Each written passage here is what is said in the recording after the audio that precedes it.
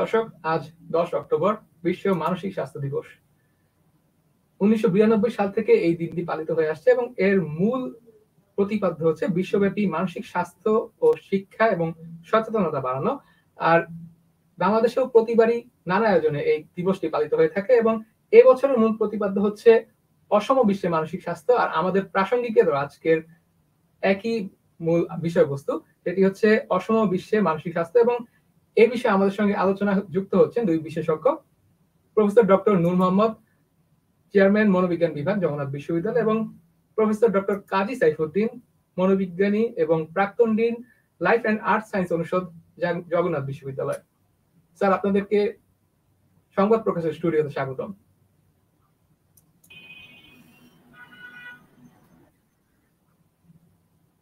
Sir, কেমন আছেন?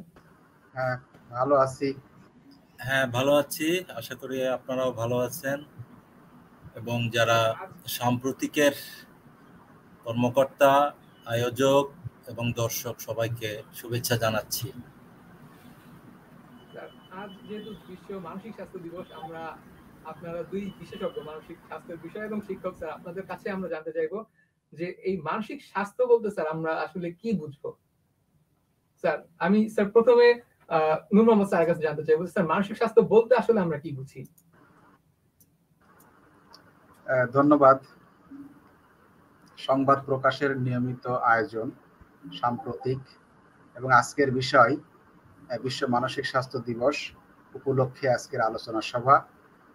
উপস্থিত আছেন জগন্নাথ বিশ্ববিদ্যালয়ের স্বনামধন্য অধ্যাপক, সাবেক ডিন অধ্যাপক ডক্টর কাজী সাইফুদ্দিন স্যার, এবং সঞ্চালনে আছেন দেওয়ান জামিলুর রহমান, এবং দর্শক যারা উপস্থিত আছেন সবাইকে আমার পক্ষ থেকে এবং আমার বিশ্ববিদ্যালয়ের পক্ষ থেকে জানাই সবাইকে অভিনন্দন। আমরা খুব সহজেই বলতে পারি, বই পুস্তকের ভাষায় আমরা কথা বলবো না, আমরা বলতে পারি যে মানসিক স্বাস্থ্য বলতে মানসিক দিক থেকে ভালো থাকা, তাদের আচার আচরণ, তাদের সামাজিকতা, তাদের দৈনন্দিন জীবনের কার্যাবলী, এগুলো স্বাভাবিকভাবে যদি চলে তাহলে সেই তাকে বা তাদেরকে আমরা মানসিকভাবে সুস্থ একজন ব্যক্তি হিসেবে আমরা তাকে গণ্য করতে পারি। এবং তার যে প্রত্যেক দিনের যে কার্যাবলী, যেমন আমরা এখানে কথা বলছি বা আমরা যে সামাজিকতা বজায় রাখি, বিভিন্ন ক্ষেত্রে যে আমাদের ওয়ার্কিং প্লেসে যে কার্যকলাপগুলো করি, সেটি সবার কাছে যদি মনে হয় না স্বাভাবিকভাবে সে কাজগুলো করে, তখন সেটা হলো তার বাহ্যিক কিছু আচরণ দেখে সেই সমস্ত কিছু বিষয় থাকে আমরা বুঝতে পারি এবং সে স্বাভাবিক হিসেবে তাকে গণ্য করা যেতে পারে। আবার অনেক সময় দেখা যায় মানুষের অনেক বাইরে থেকে অনেক কিছু বুঝতে পারা যায় না, তার শারীরিক কিছু সমস্যা হয়, যে ধরনের সাইকোসোমাটিক এক ধরনের কিছু ডিসঅর্ডার বা কিছু রোগ ব্যাধি আমরা দেখতে পাই।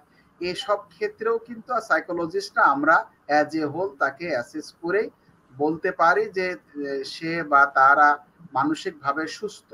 তাহলে আমি যদি আবার বলি যে মানসিক স্বাস্থ্য বলতে মানসিকভাবে যারা সুস্থ এবং স্বাভাবিক, যাদের আচার আচরণ, বিশেষ করে প্রত্যেক দিনের আচরণ, কর্মক্ষেত্রের আচরণ, সামাজিক আচরণ, উপযোজনমূলক আচরণ, যে সে প্রতিদিন আমরা প্রত্যেক দিন প্রকাশ করি, সেগুলোকে আমরা যদি বাহির থেকে পর্যবেক্ষণ করে বোঝা যায় যে সে স্বাভাবিক কার্যক্রম করে, তাহলে স্বাভাবিকভাবে সুস্থ। আর আরেকটি বিষয় বললাম যে তাদের শারীরিক সুস্থতা যে সমস্ত মানসিক কারণে হয়, সেগুলো যদি আমরা এবং সাইকিয়াট্রিস্টরা মিলে যদি অ্যাসেস করে বোঝা যায় যে না শারীরিক কিছু সমস্যা আছে, তাহলেও সেটি যদি মানসিক কারণে হয়, তাহলে সেগুলোকে কিন্তু আমরা মানসিক দিক থেকে সেই ব্যক্তি বা ব্যক্তিবর্গ তারা মানসিকভাবে সুস্থ নয়। যদি সুস্থ থাকে তাহলে তাকে স্বাভাবিক ব্যক্তি বলবো, যারা সুস্থ থাকবে না তাদেরকে আমরা মানসিক ভাবেই অসুস্থ হিসেবে গণ্য করতে পারি। ধন্যবাদ। পরবর্তী প্রশ্ন থাকলে আমি আবার উত্তর দিব। ধন্যবাদ। আমরা একটু স্যার কাজী সাইফুদ্দিন স্যারের কাছে যেতে চাই। স্যার, আজকের মূল প্রতিপাদ্য যেটা হচ্ছে স্যার অসম বিশ্বে মানসিক স্বাস্থ্য। স্যার, এইবার তো আমরা যেটা জানি যে করোনার কারণেই মূলত এই আলোচ্য বিষয়টা নির্বাচন করা হয়েছে। স্যার, এই বিষয়ে একটু জানতে চাইবো যে এই সময়ে, ঠিক এই মহামারীর সময়ে যে মানসিক স্বাস্থ্যর যে একটা সংকট চলছে স্যার, এইটাতে স্যার সবচেয়ে বেশি ক্ষতিগ্রস্ত কারা হচ্ছেন? ধন্যবাদ আপনাকে। আসলে এই যে প্রতিপাদ্য যে বিষয়টি এখানে করা হয়েছে, এটা জাতিসংঘ করে, প্রতি বছর এক একটা বিষয় করে। অসম বিশ্ব বলতে যা বোঝায় এবার সেটা আমরা অন্যভাবে দেখলাম। অসম বিশ্ব মানে আর্থ সামাজিক ভাবে যে ক্লাসগুলো আছে সোসাইটিতে, একই সোসাইটির ভিতরে একই ক্লাস আছে, উচ্চবিত্ত, মধ্যবিত্ত, নিম্নবিত্ত, আবার দেশ ভেদেও এটা আছে, উন্নত দেশ, অনুন্নত দেশ বা ডেভেলপিং কান্ট্রি আমরা যাদেরকে বলি। এবছরের যে ফেনোমেনাটা, সেটা হলো pandemic phenomena, very important and very exception. পৃথিবীর মানব ইতিহাসে বোধহয় এই ধরনের ফেনোমেনা আর দেখা যায়নি। আমরা যেটা বলতে চাচ্ছি সেটা অসম বিশ্বে এখানে একটা অসমতা দেখা গেছে দেশ ভেদে। যেমন যারা যারা বিজ্ঞান প্রযুক্তিতে উন্নত, তারা খুব তাড়াতাড়ি এইগুলো টিকা আবিষ্কার করে ফেলেছে, অথবা যারা ধনী তারা এই টিকাগুলো আয়ত্তে নিয়েছে। আমাদের দুটোই আমরা পিছনে, আমরা প্রযুক্তিতে পিছনে, আমরা আর্থিকভাবে আমরা পিছনে, যার জন্য একটা বৈষম্য সৃষ্টি হয়েছে, আমরা পিছনে পড়ে আছি। তাই মানসিকভাবে ক্ষতিগ্রস্ত হয়েছে সারা পৃথিবীর মানুষ। একদিক থেকে আমাদের মৃত্যুর হারটা বোধহয় অনেক উন্নত দেশের চেয়ে কম, ব্রিটেন বা আমেরিকার চেয়ে, ইউরোপের চেয়ে আমাদের কম আছে, সেই দিকটা একটু গুরুত্বপূর্ণ। কিন্তু আমরা খুব তাড়াতাড়ি অনেকটা রিকভার করেছি। এটা আমাদের ইন্টারনাল কিছু ক্যাপাসিটি আছে, আমাদের ইন্ডিভিজুয়াল ক্যাপাসিটি আছে, আমার সোসাইটির কিছু ক্যাপাসিটি আছে, আমাদের কিছু রিলিজিয়াস ক্যাপাসিটি আছে, এইসব দিয়ে আমরা অনেকটা ওভারকাম করেছি। কিন্তু যেটা টিকা, যেটাকে আমরা বলছি প্রতিষেধক, এখান থেকে আমরা কিন্তু পিছনে আছি। সেই অসম বিশ্বে মানসিক, আমরা একটা পরিসংখ্যান দেখলাম যে এবছর বাংলাদেশেও আত্মহত্যার সংখ্যা বেড়েছে। সাধারণত গড়ে 10,000-এর মতো আত্মহত্যা করে বাংলাদেশে প্রতি বছর, এবার প্রায় 14,000-এর মতো আত্মহত্যা করেছে, 4,000 বেশি। This is very much significant. আমরা যারা গবেষণা করি আমাদের জন্য এই রেজাল্টটি খুবই গুরুত্বপূর্ণ। এবং সারা পৃথিবীতেই এরকম একটা ফেনোমেনা আছে, বিভিন্ন রকমের, যেটা ডোমেস্টিক ভায়োলেন্সটা বেড়েছে, অনেক কিছুই সাইকোলজিক্যাল অ্যাবনর্মালিটিস বেড়েছে। তাই সেখানে মানসিক স্বাস্থ্য নিয়ে এমনি ওয়ার্ল্ড ওয়াইড আমরা চেষ্টা করে যাচ্ছি। আমরা ডেভেলপিং কান্ট্রি, আমাদের সক্ষমতা সীমিত, এবং আমরা তারপরেও আমরা যারা মনোবিজ্ঞানের বিষয়ে গবেষণা করি বা আমরা সমাজে মনোবিজ্ঞানের জ্ঞানকে ছড়িয়ে দিতে চাই, কয়েকটি বিশ্ববিদ্যালয়, ঢাকা বিশ্ববিদ্যালয়, জগন্নাথ বিশ্ববিদ্যালয়, রাজশাহী, চিটাগাং, মেইনলি 4টি বিশ্ববিদ্যালয় এবং জাতীয় বিশ্ববিদ্যালয়ের কিছু কলেজ, এবং গোপালগঞ্জ বিশ্ববিদ্যালয় সম্প্রতি খুলেছে। গুটি কয়েক মানুষ যথেষ্ট নয় এই একটি 17 কোটি মানুষের দেশে। আমরা চেষ্টা করে যাচ্ছি প্রতিটি প্রতিষ্ঠানে সাইকোলজিস্ট নিয়োগ করার জন্য সরকারের সাথে আমরা দেন দরবার করেছি, নীতিগতভাবে সরকার মেনে নিয়েছেন। আমরা চাই এটার আরো র্যাপিড অগ্রগতি। শুধু যে কেবল আত্মহত্যা করলেই আমরা বলবো যে এটা মানসিক স্বাস্থ্যের ক্ষতি, তা নয়। মানসিক স্বাস্থ্যের ক্ষতি হলে সমাজে সামাজিক বিশৃঙ্খলা সৃষ্টি হয়, এমনকি ওভারঅল লাস্ট অফ অল গিয়ে এটা ঠেকে গিয়ে অর্থনীতির উপরে, অর্থনৈতিক প্রবৃদ্ধি কমে যায়, জিডিপি নিচে নেমে যায়। জিডিপির উন্নয়নের জন্য মানব সম্পদ উন্নয়ন করতে হবে। মানব সম্পদ উন্নয়ন করার 2টি পথ আছে। একটি পথ হলো সুস্থ মানুষকে আরো উন্নত, আরো কর্মদক্ষ করে গড়ে তোলা। আরেকটি কাজ হচ্ছে যে যারা অসুস্থ আছে মানসিকভাবে, শারীরিকভাবে, তাদেরকে সুস্থ করে তুলতে। এটা জিডিপিতে বা রাষ্ট্রীয় উন্নয়নে এবং আর অর্থনৈতিক উন্নয়নে গুরুত্বপূর্ণ ভূমিকা রাখে। অতএব আমরা এই মানসিক স্বাস্থ্যের বিষয়টিকে গুরুত্বের সাথে দেখতে হবে, প্রচারণা চালাতে হবে। আপনারা যারা বিভিন্ন সংবাদ মাধ্যম আছেন, এবার দেখেছেন যে 2 জন নোবেল পেয়েছে, অনলাইন মিডিয়া থেকে 2 জন নোবেল পেয়েছে, একজন রুশিয়ান আর একজন ফিলিপিনের, দুইজন সম্পাদক। This is very significant. এবং সময় এসছে সাংবাদিকতাকে গুরুত্ব দেওয়ার, সময় এসছে এইটাকে সুন্দরভাবে আমাদের ন্যাশনাল ইন্টারেস্ট এবং গ্লোবাল ইন্টারেস্টকে, ইন্টারেস্ট ফর দ্য হিউম্যানিটি হিসাবে এইটাকে বিবেচনা করার এবং মূল্যায়ন করার সময় এসছে। অনলাইনকে ছোট করে দেখার কোনো কারণ নাই। আমি ধন্যবাদ জানাচ্ছি আজকে যারা আয়োজন করেছেন, আপনারা আরো করবেন। আমরা হাত বাড়িয়েছি। আমরা একটি সুন্দর সমাজ চাই যেখানে হানাহানি থাকবে না, বৈষম্য থাকতে পারে কিন্তু সেইটি থাকবে গ্রহণযোগ্য মাত্রার মধ্যে, এবং মানসিক স্বাস্থ্য সুন্দর থাকলে সমাজ সুন্দর থাকবে। সমাজ সুন্দর থাকলে সেইটা আর্থিক বা অর্থনৈতিক উন্নয়নে বিশেষ ভূমিকা রাখবে। এটাই আমাদের প্রচেষ্টা। কথার সূত্র ধরে স্যার একটু নূর মোহাম্মদ স্যারের কাছে ফিরতে চাই। স্যার কাজী সাইফুদ্দিন স্যার যেটা বলছিলেন যে বিশ্ববিদ্যালয়গুলো খুলে গিয়েছে, শিক্ষার্থীরা আবারও তাদের শিক্ষা কার্যক্রমে ফিরে আসতে শুরু করেছে। স্যার আমি একটু স্যার আপনার কাছে জানতে চাইবো, নূর মোহাম্মদ স্যারের কাছে, যে স্যার শিক্ষার্থীদের ক্ষেত্রে স্যার এই করোনার সময়ে মানসিক সমস্যাটা আসলে কি রূপ দেখা দিয়েছে, আর স্যার একই সঙ্গে স্যার শিক্ষকদের ক্ষেত্রে, কারণ আমরা জানি যে দীর্ঘ সময় তারা শিক্ষাঙ্গন থেকে দূরে ছিলেন এবং অনলাইন ক্লাসে তাদের মূল কার্যক্রমটা চালাতে হয়েছে। স্যার এক্ষেত্রে স্যার কি ধরনের মানসিক সংকট বা চাপের মুখোমুখি হয়েছিলেন তারা, আর স্যার এই অবস্থা থেকে তারা কি আসলেও এখন কাটিয়ে উঠতে পারছে কিনা, বা তাদের কি ধরনের সহযোগিতা প্রয়োজন এই মুহূর্তে? ধন্যবাদ, ভালো একটা প্রশ্ন এবং শিক্ষা রিলেটেড। এটি সত্য কথা। আমি মনে করি যে প্রত্যেকটা মানুষ, শিক্ষার্থীরাও মানুষ, আমিও মানুষ, আপনিও মানুষ, এবং যারা শুনছে আজকের প্রোগ্রাম তারাও মানুষ। তা প্রত্যেকের তো কিছু উদ্দেশ্য, লক্ষ্য উদ্দেশ্য থাকে জীবনের, এবং সেটি তাদের বয়স অনুযায়ী সেট করে।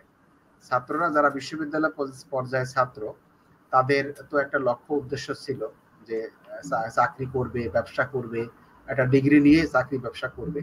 আমি যদি পাবলিক বিশ্ববিদ্যালয়ের কথা বলি সেটাই বলছি। পাবলিক বিশ্ববিদ্যালয় ক্ষেত্রে ছেলেদেরকে যারা, এর আগেও আমি অতীতে বিভিন্ন প্রোগ্রামে বলেছি যে ছোট বাচ্চাদের primary school, high school, college, university পর্যায়ের যারা শেষের দিকে আছে, যাদের ফোর্থ ইয়ার মাস্টার্সের দিকে, তারা কিন্তু বেশ হতাশ। কেন হতাশ? এর কারণ হলো তারা পাশ করে চাকরি করতে চেয়েছিল, অথবা বিশেষ করে মেয়েরা সংসার জগতে যাওয়া, চাকরি করা, দুটা তাদের একটা ইচ্ছা থাকে, বাবা মারও ইচ্ছা থাকে, সেগুলো করতে চেয়েছিল। 18 মাস এই বন্ধ থাকার কারণে তাদের এই যে আশা এবং প্রত্যাশা যেগুলো ছিল সেগুলো কিন্তু একটা বাধা পড়ে যায়, বড় ধরনের বাধার সম্মুখীন হয় কোভিড-19 কারণে। এই বাধা হওয়ার ফলে তাদের আচরণে কিন্তু বেশ পরিবর্তন হয়েছে, এবং তাদের আচরণে কিন্তু অস্বাভাবিকতা দেখা গেছে।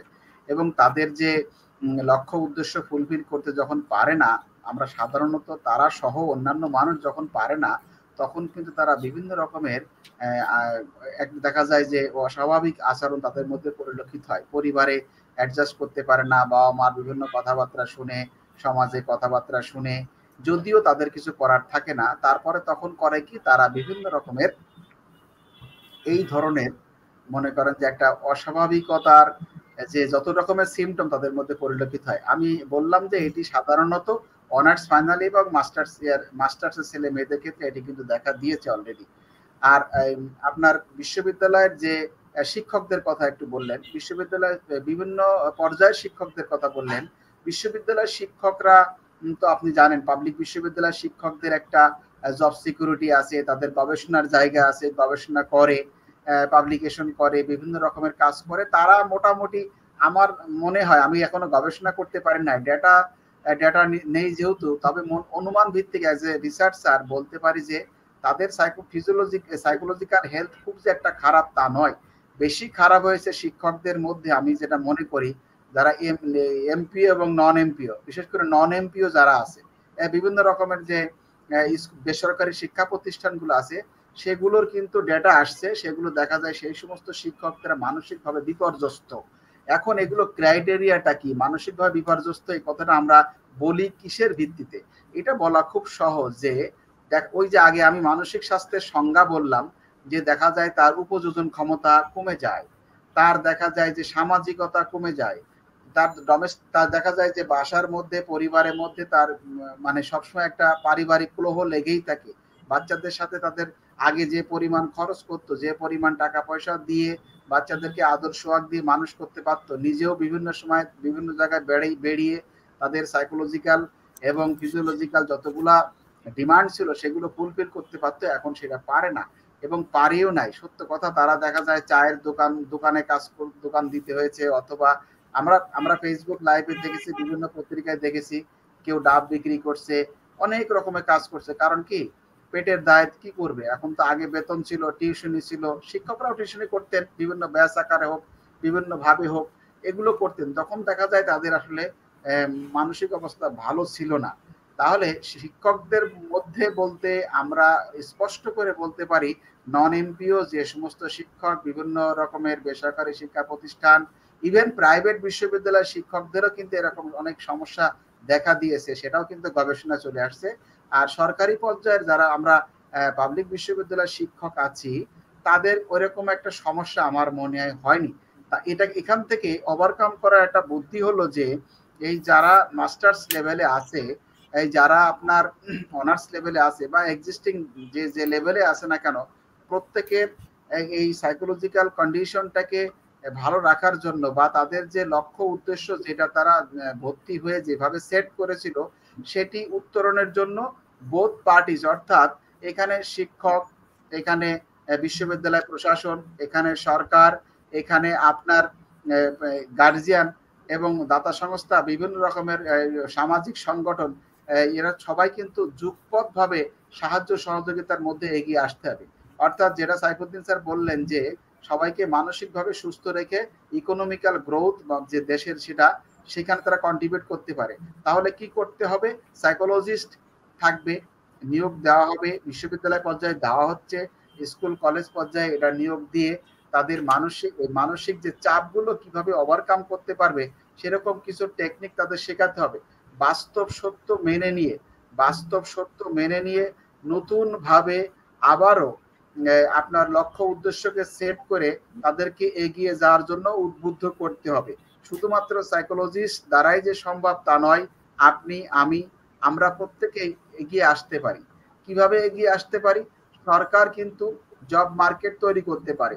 সরকার বলতে পারে যে এই সমস্ত যে ছেলেমেয়েরা যারা 18 মাস বঞ্চিত, তারা তাদের বিশেষ করে শিক্ষার ক্ষেত্রে এবং তাদের সার্টিফিকেট অর্জনের ক্ষেত্রে সেই সমস্ত ছেলে মেয়েদেরকে কিন্তু তাড়াতাড়ি যাতে জব পায় সেই ব্যবস্থা করা যেতে পারে, এবং সেগুলো করলে একটা সমাধান হতে পারে। আবার আমরা বিশ্ববিদ্যালয়ের শিক্ষক, আমাদের একটা দায়িত্ব আছে। যারা বিশ্ববিদ্যালয় লেভেলের যে কলেজ, জাতীয় বিশ্ববিদ্যালয়ের শিক্ষকদের একটা দায়িত্ব আছে। কি দায়িত্ব আছে? দায়িত্ব হলো পরীক্ষাগুলো দ্রুত নেওয়া এবং দ্রুত খাতাপত্র দেখে তাড়াতাড়ি রেজাল্ট দেওয়া। আপনারা জেনে আনন্দিত হবেন, আমি ঢাকা বিশ্ববিদ্যালয়ে দেখেছি একটা নতুন পলিসি তারা তৈরি করেছেন, যে 1 বছরের ইয়ার ছিল, ওখানে 1 ইয়ার, বিভিন্ন সব ডিপার্টমেন্টে কিন্তু সেমিস্টার নাই, কিছু কিছু ডিপার্টমেন্টে ইয়ার সিস্টেম আছে। তো সেক্ষেত্রে করেছে কি, তারা 8 মাসে বছর করেছেন। এবং দেখা যায় যে এই যে যদি আমরা আমাদের সময় লাগবে 2 থেকে 3 বছরের মধ্যে, এই যে 18 মাস, সেই 18 মাসের মধ্যে মিনিমাম 12, 14, 15 মাস যদি আমরা করতে পারি, এটা তাড়াতাড়ি বের করে দিতে পারি, সেটা দেখা যাবে তারা খুশি হবে। এই যে খুশি হওয়াটা, এই যে স্যারদের প্রতি ভালো লাগাটা, এটা কিন্তু মানসিক স্বাস্থ্যকে ভালো রাখবে, এটি কথা সত্য। আমরা জগন্নাথ বিশ্ববিদ্যালয়ে চেষ্টা করব, শিক্ষকরা আমরা যারা আছি এবং অন্যান্য বিশ্ববিদ্যালয়ে যারা আমাদের লাইভ প্রোগ্রামটি শুনছেন, সেই সমস্ত শিক্ষকদের প্রতি আমাদের একটা অনুরোধ থাকবে, যদি বলতে পারে আপনারা অনুরোধ করার কে, আমরা অনুরোধ করার অবশ্যই, আমরা যেহেতু মানসিক স্বাস্থ্য বিষয়ক বিভিন্ন ক্ষেত্রে পরামর্শ দিয়ে থাকি, তাহলে তাদের প্রতি আমাদের বিনীত অনুরোধ থাকবে, প্রত্যেকটা ছেলে মেয়েদের মানসিক স্বাস্থ্যের দিকে বিবেচনা করে আমরা যদি ছাত্রদের তাড়াতাড়ি বের করে দিতে পারি, সেখান থেকে ডিগ্রি নেওয়ার ক্ষেত্রে যদি দিক নির্দেশনা দিতে পারি, তাহলে কিন্তু তাদের মানসিক স্বাস্থ্যটা ভালো থাকবে। আমার মনে হয় যে সংক্ষিপ্ত পরিসরে যেটুকু বলেছি, এখান থেকে একটা মেসেজ আপনি দিতে পারবেন। ধন্যবাদ। স্যার, আমরা অনেকগুলো আসলে পরামর্শ পেলাম আপনার কাছ থেকে। স্যার, আমরা আরেকটু সাইফুদ্দিন স্যারের কাছে আরেকবার ফিরতে চাই। স্যার, নূর মোহাম্মদ স্যার যেটা বলছিলেন, স্যার, এই করোনা মহামারীর কারণে আমরা দেখেছি যে অনেক শিক্ষা প্রতিষ্ঠান বন্ধ হয়ে গেছে এবং অনেক শিক্ষকও চাকরিচ্যুত হয়ে গেছেন বিভিন্ন বেসরকারি খাতে। স্যার, এই ক্ষেত্রে আমার একটা প্রশ্ন জানা থাকবে, স্যার, যেটা হচ্ছে চাকরিজীবীদের ক্ষেত্রে স্যার মানসিক স্বাস্থ্য কিভাবে ঝুঁকিতে পড়তে পারে, বা স্যার এই করোনার সময়ে চাকরিজীবীদের মানসিক স্বাস্থ্যটা কিভাবে ক্ষতিগ্রস্ত হয়েছে স্যার, এই বিষয়টা যদি আপনি একটু আলোকপাত করতেন। ধন্যবাদ আপনাকে। প্রথমত আমরা যেটা দেখছি সেটা হলো ডিসপ্লেসমেন্ট। একটা প্লেসমেন্ট সোসাইটিতে কিছু মানুষের ছিল, তার সাথে তার জীবন জীবিকা জড়িত ছিল এবং সেখান থেকে ডিসপ্লেসমেন্ট হয়ে গেছে, ডিসপ্লেসড হয়ে গেছে তারা। এইটাকে যদি আবার রিপ্লেসমেন্ট করা যায় তাহলে তাদের ওই প্রবলেমগুলো আবার রিকভারি হবে, এটা আমার বিশ্বাস। তাই রিপ্লেসমেন্ট করার ক্ষেত্রে বিশেষ করে আমাদের প্রফেসর নূর মোহাম্মদ যেটা বলেছেন যে অনেক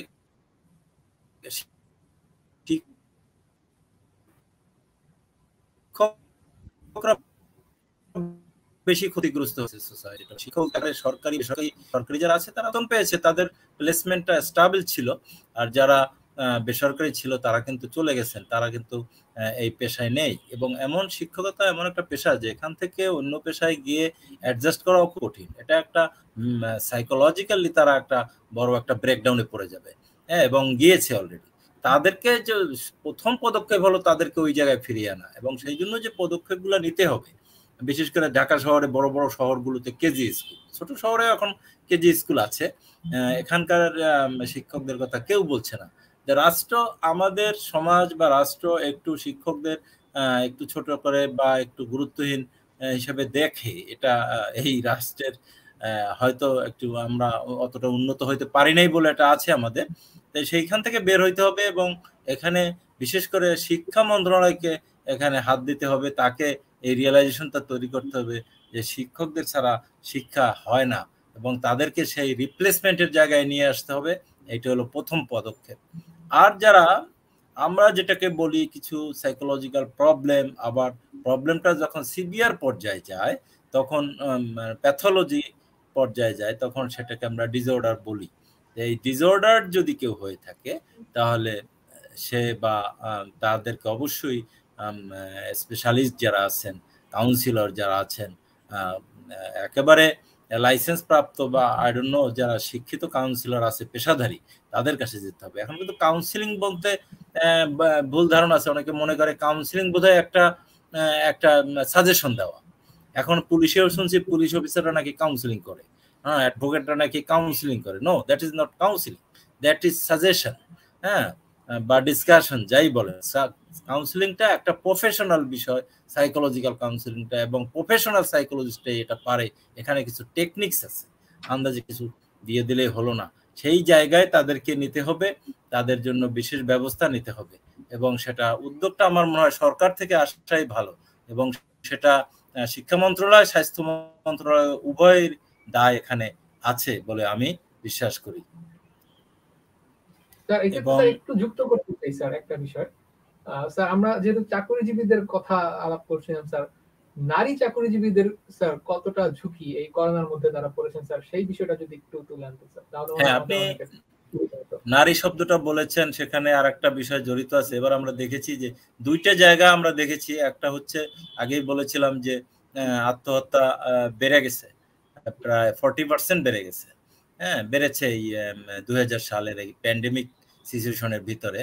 আর একটা হলো যে বাল্য বিবাহ, বিশেষ করে মেয়েদের বাল্য বিবাহ, হ্যাঁ, ছেলেদের না, মেয়ে শিশুদের বাল্য বিবাহ, যেটা আমাদের সরকার থেকে বেআইনি করা আছে, সেটা ব্যাপক হারে বেড়েছে, প্রায় দ্বিগুণ বেড়েছে। এটা কতগুলো স্টাডিতে দেখা গেছে যে দ্বিগুণ বেড়েছে। তাই এখানে এর কারণ হলো যে বাবা মারা মেয়ে শিশুকে বার্ডেন মনে করছে যে সেই আগের মতোই, যে এদেরকে টেনে কি লাভ হবে, এরকম একটা সিচুয়েশনে ইনকাম কমে গিয়েছে, চাকরি হারিয়েছে। আর যেটা আপনি বলেছেন মায়েদেরও তো ব্যাপার আছে, অনেক মায়েরা ইনকাম করে বিভিন্নভাবে, কোথাও কাজ করে, দরিদ্র মায়েরা ইনকাম করে, অথবা যারা একটু চাকরিজীবী আছেন ওনারাও ইনকাম করে, ওনারাও ওনাদের মেয়েদেরকে সাপোর্টটা দেয়, যে সেইটা এবার দিতে পারে নাই যারা চাকরি হারিয়েছে। প্রচুর মেয়েরা চাকরি করে এই কেজি স্কুলগুলোতে, তারা চাকরি হারিয়েছে, তার জন্য তারা সন্তানকে পড়াতে পারে নাই, সন্তানকে পড়াতে না পেরে মেয়েদেরকে আগে ভাগে বিয়ে দিয়ে দিয়েছে, এই জন্য বাল্যবিবাহ বেড়েছে। এটা একটা প্রবলেম হয়েছে। এই জায়গাগুলোকে ইন্টারভেন করতে হবে, অ্যাড্রেসিং করতে হবে গভর্নমেন্টকে, বিশেষভাবে কনসার্ন সমস্ত ডিপার্টমেন্টগুলো আছে তাদের সাথে এটা আলাপ করতে হবে।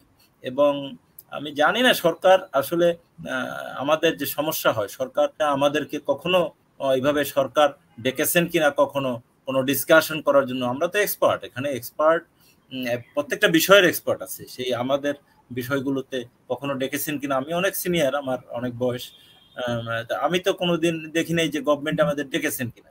হ্যাঁ, সেটা হেলথ মিনিস্ট্রি হোক বা এডুকেশন মিনিস্ট্রি হোক, আমি দেখিও নাই শুনিও নাই কোনোদিন। সব সরকার এত নলেজ কোথায় পায়? নলেজ কালেকশন আমরা করি, নলেজ ক্রিয়েটও আমরা করি, ইউনিভার্সিটিতে হয়। হ্যাঁ, তারা কি করে জানে? তারা যে নীতিমালা করে, এটা এখানে আমরা অসহায়ের মতো একটা ভূমিকা রাখি। এখানে সরকারকে অবশ্যই বিশ্ববিদ্যালয়কে সংযুক্ত করতে হবে, এবং যারা স্টেক হোল্ডার, যাদেরকে বলছি যে যারা ক্ষতিগ্রস্ত হয়েছে বলে আমরা অনুমান করছি, যারা গবেষণা করছে, আমরা গবেষণা করছি, তা এই জায়গাগুলো এদেরকে ইনভলভ করে একটা ওয়ার্কশপ করা উচিত। একটা না, সিরিজ অফ ওয়ার্কশপস এটা আপনাদের করতে হবে, গভর্নমেন্টকে করতে হবে, মন্ত্রণালয়কে করতে হবে। খালি মন্ত্রণালয় বলবে আর আমরা শুনবো সেটা না, আমরাও বলি মন্ত্রণালয়কে শুনতে হবে, সরকারকে শুনতে হবে।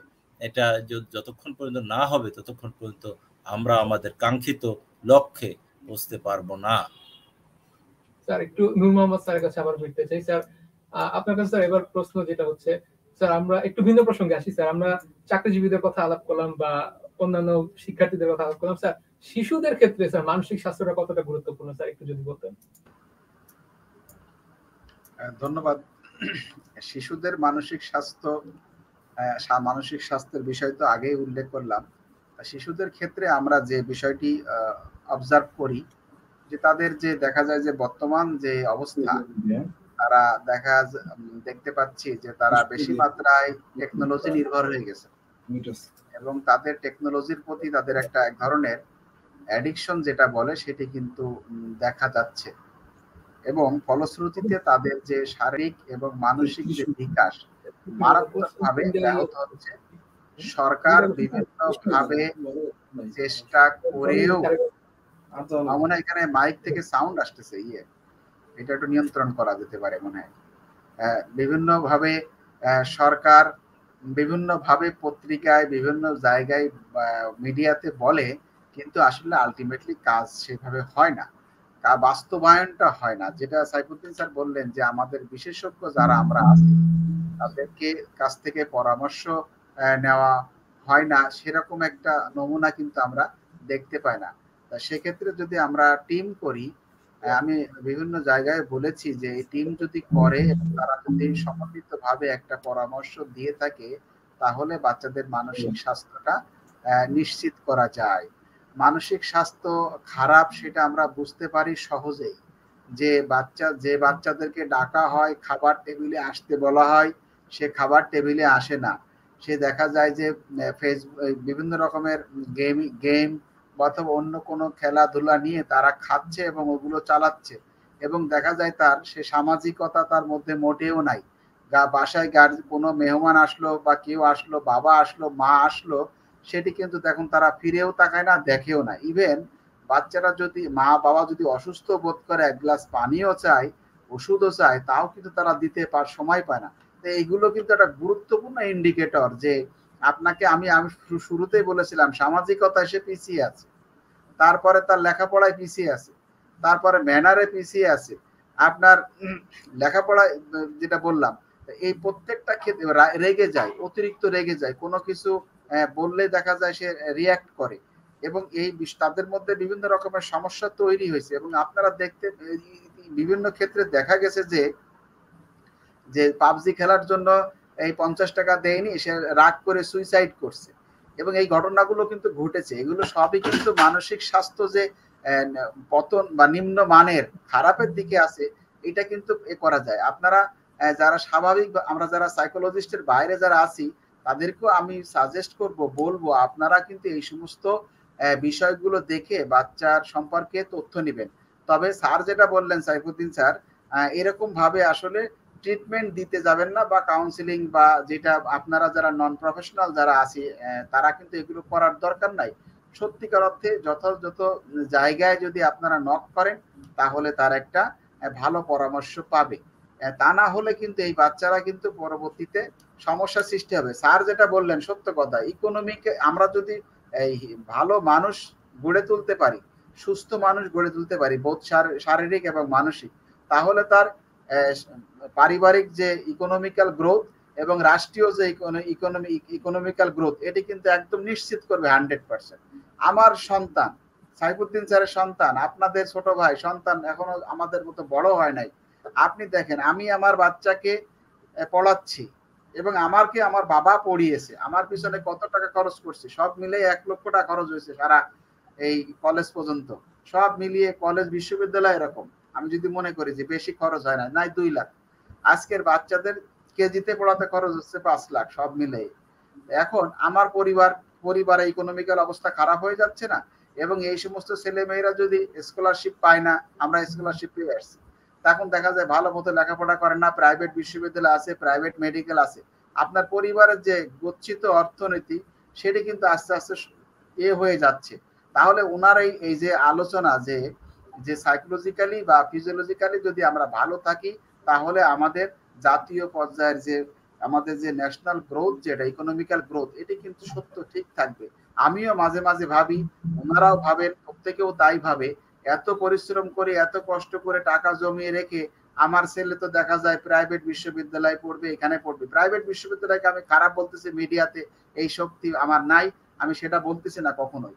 কিন্তু প্রশ্ন হলো যে যদি পাবলিক বিশ্ববিদ্যালয় সরকার যতগুলা করছে, সব পাবলিক বিশ্ববিদ্যালয় কিন্তু সবাই পড়তে চায় না এবং যায় না। সরকার যদি সেগুলোকে ভালো মতে মানে উন্নত মানের করে এবং আন্তর্জাতিক মানের করে, তাহলে কিন্তু পাবলিক বিশ্ববিদ্যালয়ের সংখ্যা বাড়ানো যায় এবং আমাদের অর্থনৈতিক অবস্থা কিন্তু ভালো হবে। তা আমি যেহেতু এটা ছোট্ট পরিসরে আপনাদেরকে বলবো যে ছেলে মেয়েদের মানসিক স্বাস্থ্য বজায় রাখার ক্ষেত্রে পরিবার এবং সমাজ, তার পিয়ার গ্রুপ এবং শিক্ষকের কথাটা আমি কেন বলি, সবসময় বলে থাকি, আপনাদের এখানে সুযোগ পেয়েছি একটু বলি। আমি আমার যখন শিক্ষার্থী ছিলাম, তখন আমি আমার 2-3 জন স্যারকে বেশি পরিমাণ পছন্দ করতাম এবং তাকে লাইক করতাম। এবং তিনি যদি আমাদেরকে ডেকে বলে, বাবা এই সৎ পথে চলবে, ভালো করে চলবে, কখনো খারাপ কিছু করবে না, আমার বাবার থেকে আমি ওই স্যারের কথা বেশি শুনতাম। আমি মনে করি যে সমস্ত পরিবারের ছেলে মেয়েরা বিপদগামী হচ্ছে, তারা দেখা যায় আপনাদের কথা শুনে না, তখন তার সংশ্লিষ্ট প্রিয় শিক্ষকের কথাগুলো শোনাবেন, তার কাছে নিয়ে যাবেন। সর্বশেষ না পারলে আমরা তো মনোবিজ্ঞানীরা আছি, আমরা একটা নিয়মতান্ত্রিক প্রক্রিয়ার মধ্য দিয়ে এই ধরনের বিশেষ করে পরামর্শ দিয়ে থাকি। তা আমার একটু স্যার যুক্ত করতে চাচ্ছিলাম স্যার, আপনি যেহেতু মানসিক চাপ সৃষ্টির অনেকগুলো উপকরণ বললেন স্যার এবং অনেকগুলো দিক আলোচনা করলেন স্যার, এই মানসিক চাপের কারণে স্যার কি ধরনের রোগ হতে পারে, এটা যদি স্যার একটু বলতেন। আমার মনে হয় যে এটি আমার সাইফুদ্দিন স্যার একটু বলুক, ওনার এই বিষয়ে একটা বই আছে মনে হয় যে উনি লিখেছেন। আচ্ছা, আমরা একটা সাইফুদ্দিন স্যারের কাছে ফেরত আসি। স্যার, স্যার যেটা বলছিলেন স্যার, কারণ অনেকগুলো মানসিক চাপের দিকগুলো উল্লেখ করেছেন স্যার, আপনি যদি একটু বলতেন স্যার, এই মানসিক চাপগুলো স্যার আমাদের দেহে কি কি রোগ সৃষ্টি করছে, বা স্যার আরেকটু যুক্ত করে যদি এই মানে আমরা ঠিক কোন সময় এসে বুঝবো যে আমাদের মানসিক স্বাস্থ্য খারাপ হচ্ছে স্যার, এই দুইটা দিক যদি একটু বলতেন। মানসিক চাপে 2 ধরনের অসুস্থতা আসতে পারে। একটাকে আমরা বলি সাইকোফিজিওলজিক্যাল ডিসঅর্ডার, এটা লেটেস্ট, আগে এটাকে বলা হয় সাইকোসোমেটিক ডিসঅর্ডার। সাইকোসোমেটিক ডিসঅর্ডার হতে পারে মানে মানসিক কারণে, মানসিক চাপের কারণে শারীরিক রোগ হওয়া, বিশেষ করে আপনার ডায়াবেটিক, কার্ডিওভাস্কুলার ডিজিজেস, যেগুলো আমরা হার্টের প্রবলেম বলি, হার্ট ব্লক অথবা হার্ট ফেইলিওর, হার্ট অ্যাটাক যাই বলেন, এটা হতে পারে। তারপর ব্রেইন স্ট্রোক হতে পারে।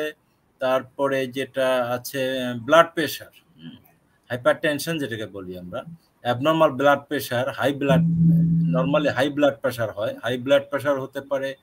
তারপরে অনেক রকমের আরো সেক্সুয়াল ডিসএবিলিটি বা সেক্সুয়াল পারভার্সন অথবা সেক্সুয়াল ইনক্যাপাবিলিটি, এগুলো দেখা যেতে পারে। সেক্সুয়াল ম্যাল অ্যাডজাস্টমেন্ট দেখা যেতে পারে। The lot of problems come from the mental stresses. এগুলো ফিজিক্যাল প্রবলেম, দেখলে মনে হবে যেগুলো শারীরিক রোগ, আসলে এই রোগগুলোর পিছনে কারণ হলো মানসিক কারণ।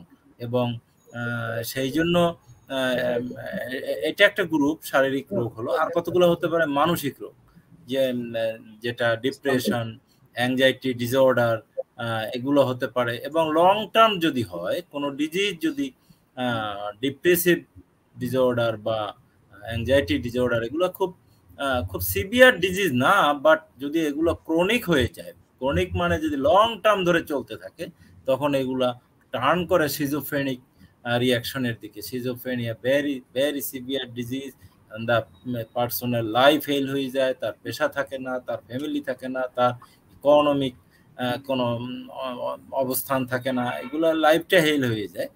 এরকম মেন্টাল ডিজিজগুলোকে যদি আপনি টাইমলি অ্যাড্রেস করতে না পারেন এবং টাইমলি চিকিৎসা, যথাযথ চিকিৎসা না হয়, তাহলে সেটা সিভিয়ার রোগ ধারণ করে।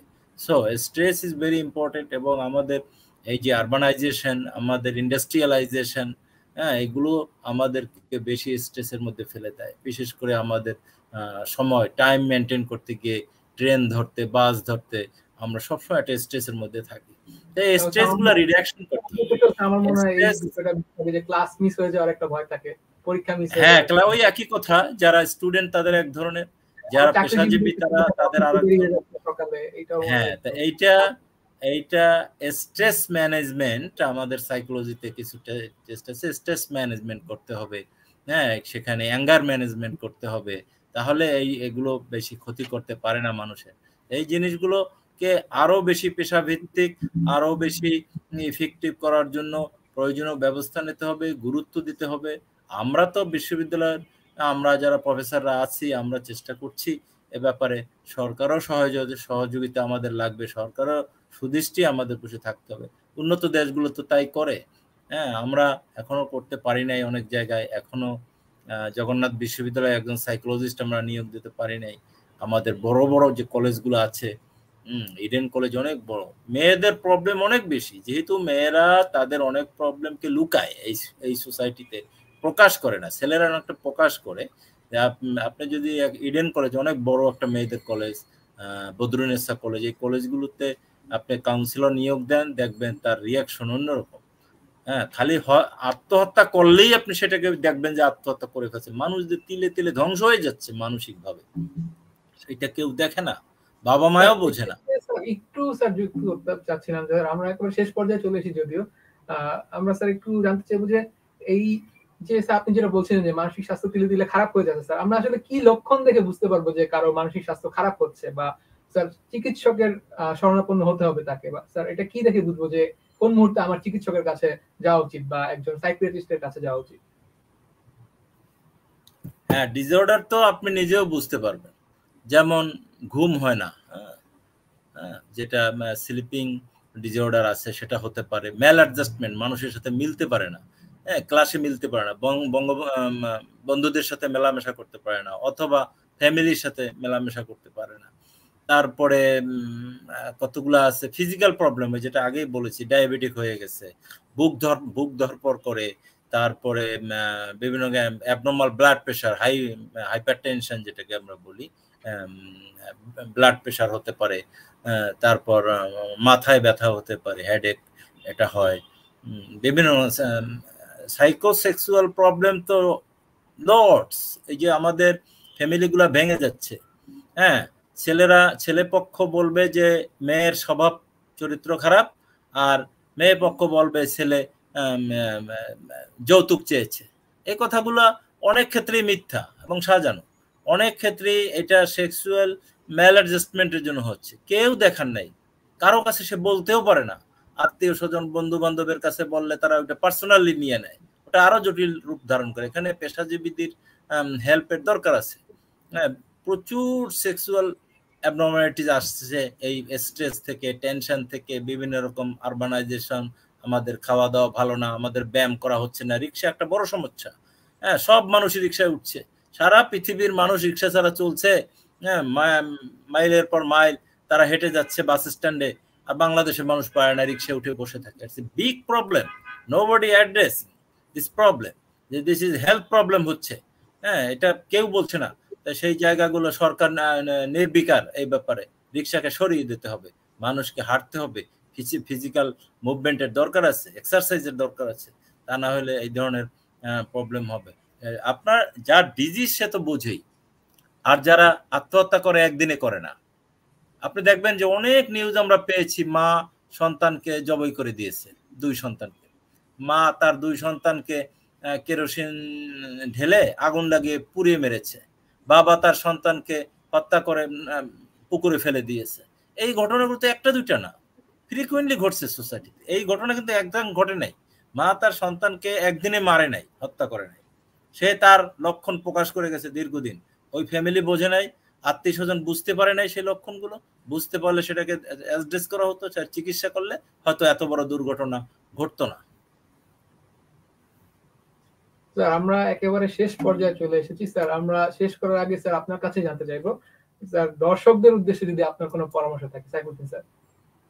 আমি আমার সবচেয়ে বড় আহ্বান জানাচ্ছি যে এই সাইকোলজিক্যাল বিষয়গুলোকে ছোট করে না দেখার, এবং অনেক কুসংস্কার ছড়ানো হচ্ছে বিভিন্নভাবে সমাজে, সেগুলো থেকে বের হয়ে বিজ্ঞান ভিত্তিক একটি সমাজ গড়তে আমাদের ধর্ম কিন্তু অনেক কিছু আমাদের হেল্প করতে পারে। ধর্মের অপব্যাখ্যা না করে, হ্যাঁ, যদি সঠিক ব্যাখ্যা আমরা করতাম, আমাদের যেমন আত্মহত্যা মুসলমানরা কম করে, এটা সত্য কথা সারা পৃথিবীতে, কারণ তারা জানে যে আত্মহত্যা করা পাপ। এই যে ধর্মের সুন্দর সুন্দর বিষয়গুলোকে কিন্তু আমরা তুলে ধরতে পারছি না। আমাদের ধর্মের সুন্দর বিষয়গুলোকে তুলে ধরে বিজ্ঞানের সাথে আমরা মিলিয়ে আমরা যদি চলতে পারি, এবং সরকারের কাছে আমার আহ্বান যে সাইকোলজিকে আরো গুরুত্ব দেওয়ার সময় এসছে। এতদিন আমরা গরিব ছিলাম, দরিদ্র জাতি ছিলাম, এখন আমরা উন্নয়নশীল জাতি হিসাবে পদচারণা শুরু করেছি। অতএব এখানে আমাদের মানসিক বিষয়গুলোকে গুরুত্ব না দেওয়ার কোনো অবকাশ নেই। স্যার নূর মোহাম্মদ স্যারের কাছে একটু জানতে চাইবো স্যার, আজ যেহেতু বিশ্ব মানসিক স্বাস্থ্য দিবস, স্যার আজকের এই দিনে স্যার আপনি দর্শকদের জন্য কি বলবেন স্যার? ধন্যবাদ। দর্শকদের উদ্দেশ্যে আমি বলতে চাই যে মানসিক শারীরিক বিষয়ে যেমন আমরা খুবই সচেতন থাকি, মানসিক বিষয়ে আমরা কিন্তু কেউই সচেতন না।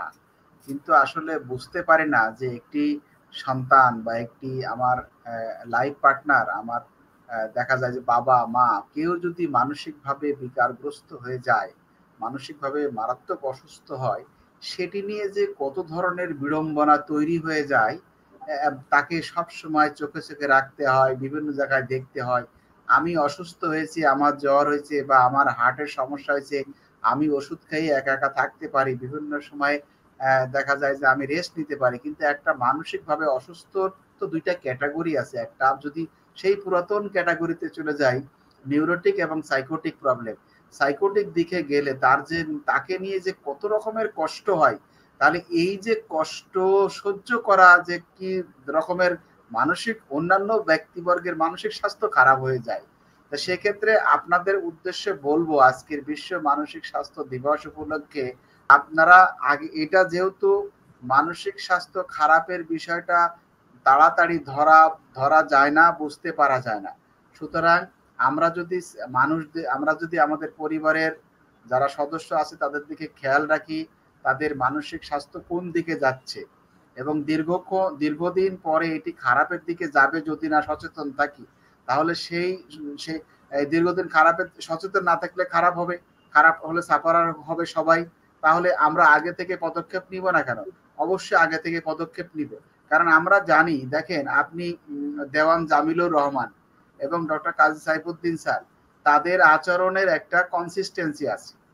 আপনি এসে কথা বলছেন, সুন্দর করে উপস্থাপনা করছেন, আপনি বিভিন্ন দৈনন্দিন জীবনের কার্যাবলী করতেছেন। আপনি যদি বিবাহিত হন তাহলে আপনার শ্বশুরবাড়ির পক্ষের লোকের সাথে উপযোজন করতেছেন বা অ্যাডজাস্ট করে চলতে পারতেছেন। আপনি কর্মক্ষেত্রে গিয়ে কাজ করতে পারতেছেন। আপনি কোথাও কিছু করতে পারবেন না, তার মানে আপনাকে নিয়ে একটা যন্ত্রণার মধ্যে পড়বে। তার মানে এই রকম সিচুয়েশন তৈরি হবে। এই সিচুয়েশন গুলোকে চিন্তা করে একটা মানুষের মানসিকভাবে কিভাবে ভালো রাখা যায় সেই কাজটা কিন্তু আমাদের করতে হবে, এবং আমাদের সবার সমর্থনে, সাপোর্টে, সবার সহযোগিতা এই কাজগুলো করতে হবে। আর আরেকটা কথা বলতে চাই, একটু আমি 1 মিনিট সময় নিচ্ছি। সরকার একা নয়, আমরা সচেতন ব্যক্তি যারা আছি, আমরা যারা মনোবিজ্ঞানী আছি, আমরা যারা শিক্ষক, কর্মকর্তা, পুলিশ, রাজনীতিবিদ, সবাইকে কিন্তু এগিয়ে আসতে হবে। ভালো মানব সম্পদ, সুষ্ঠু মানব সম্পদ তৈরি করতে হবে। তবেই কিন্তু এই বাংলাদেশের যে সত্যিকারের যে বর্তমান সরকারের যে মিশন এবং ভিশন, সেটা কিন্তু কাঙ্ক্ষিত লক্ষ্যে পৌঁছাতে পারবে।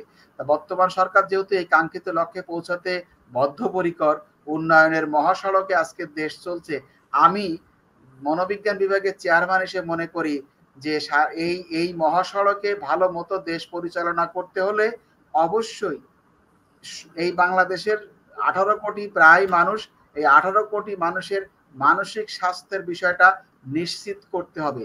তবেই কিন্তু সত্যিকারে কাঙ্ক্ষিত লক্ষ্যে পৌঁছাতে পারবো। তা না হলে আমাদের সেই লক্ষ্যে পৌঁছানো সম্ভব না। আমি আবারও সবাইকে মানসিক স্বাস্থ্যের বিষয়ে সচেতন হওয়ার জন্য বিশেষভাবে অনুরোধ করছি, এবং এই প্রোগ্রামটি দেখার পরে আপনারা বিভিন্ন বিষয়ে সবার সাথে আলোচনা করবেন, এই প্রত্যাশা, এই কামনায় আমি শেষ করছি। ধন্যবাদ স্যার। আমরা স্যার আশা করব আজকে আমাদের এই আলোচনার মাধ্যমে প্রায় মানসিক সমস্যা এবং মানসিক অবস্থার গুরুত্বপূর্ণ প্রায় সব বিষয়গুলো চলে এসেছে এবং এর প্রতিকারগুলো আমরা আলাপ করেছি স্যার, এবং আপনাদের কাছ থেকে আমরা বেশ কিছু গুরুত্বপূর্ণ পরামর্শ পেয়েছি স্যার। আমরা আশা করব এতে সবাই উপকৃত হবেন স্যার। আপনাদের দুজনকেই অশেষ ধন্যবাদ স্যার আপনাদের গুরুত্বপূর্ণ সময় দেওয়ার জন্য। ধন্যবাদ আপনাকেও। জি স্যার, ধন্যবাদ স্যার। আমরা স্যার বিদায় নিতে হচ্ছে স্যার আজকের মতো। আমরা স্যার দর্শকদের কাছ থেকে বিদায় নিয়ে নিচ্ছি।